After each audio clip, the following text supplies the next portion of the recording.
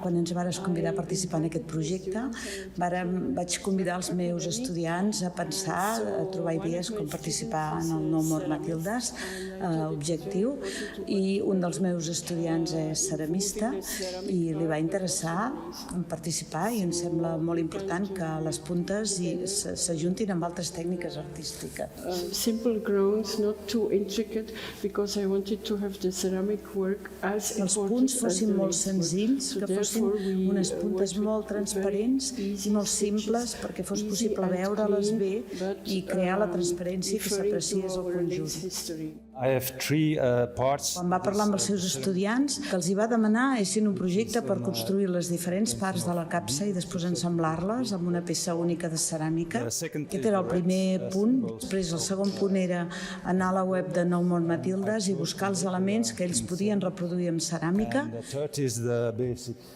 I el tercer punt va ser buscar el suport, com instal·larien tot això.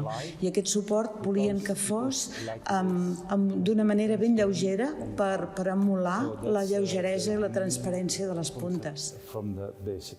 Els interessa molt aquesta col·laboració amb diferents disciplines artístiques que estan preparant una exposició per l'any que ve a Lovaina, el mes d'octubre, que serà una interessant i gran exposició al voltant dels tèxtils en general, i que ells estan preparant una exposició de puntes i ceràmica a alguna capella de Lovaina on ja habitualment hi exposen obra seva.